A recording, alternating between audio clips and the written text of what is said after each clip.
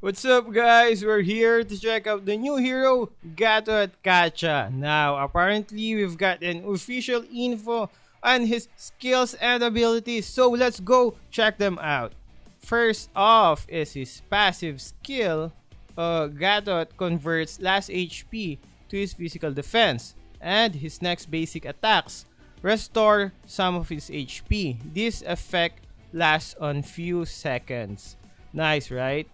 Now, we still don't have any idea if this hero is a fighter, a tank, or even probably a mage. However, from his skills, we can take a hint on how this hero will perform on the game with his passive skill. Either he's gonna rely on his huge HP, because the more HP he loses, the more physical defense he gets. This can be a great skill if you're a tank, or guys, he can rely on his attack speed since his basic attacks restore some HP. I guess this works like a lifesteal, so your attack speed really comes into play. This can be a great skill for a fighter or a marksman or even an assassin. I guess this is where we can create different builds for him since he will benefit from both attack speed and huge HP. He could go for a pure tank build or a pure attack build, or even employ both, something of a hybrid between a fighter and a tank. Again, this is all speculation based on the skill description. We still don't know how long the basic attack that restores his HP lasts. It can be like Bane's passive skill, which triggers every 6 seconds. We clearly still don't know, but the last HP being converted to physical defense seems to be a constant passive. And next on is his first skill, Shatters to the Ground, which deals magical damage and slows the enemies for a period of time. Now, this sounds like Sun's first skill, wherein he smashes the ground and slows down and damages enemies. It's also interesting that Gatot deals magical damage with this skill, since it can be a huge plus, because most heroes have a low magical defense.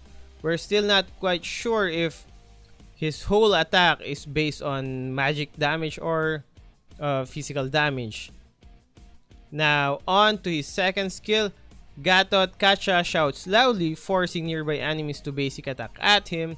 He counters the attacks when he is hit, dealing magical damage to nearby enemies. Yet again, guys, another skill that works well for a tank. Now, remember Vexana's first skill, wherein if an enemy gets hit, they are forced to go towards her.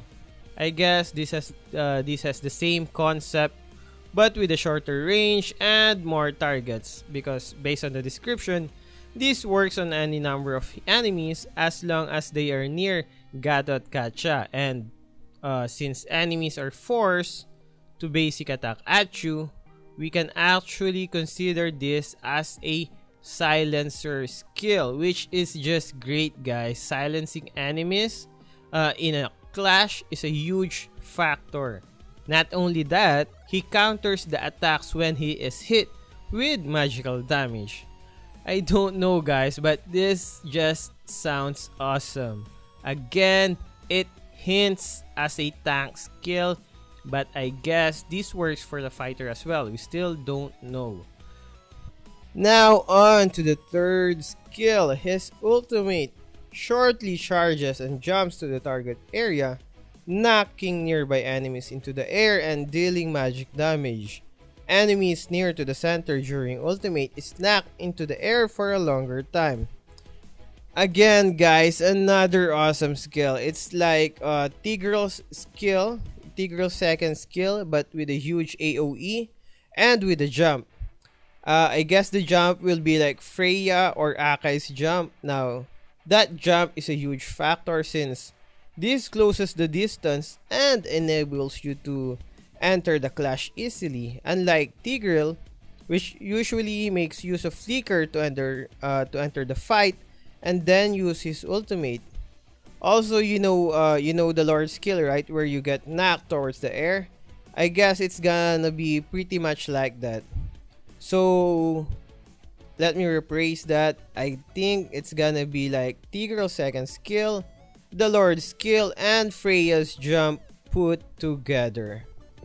So think of this, guys. Think of his ultimate and second skill working together, as well as his passive skill to sustain his survivability.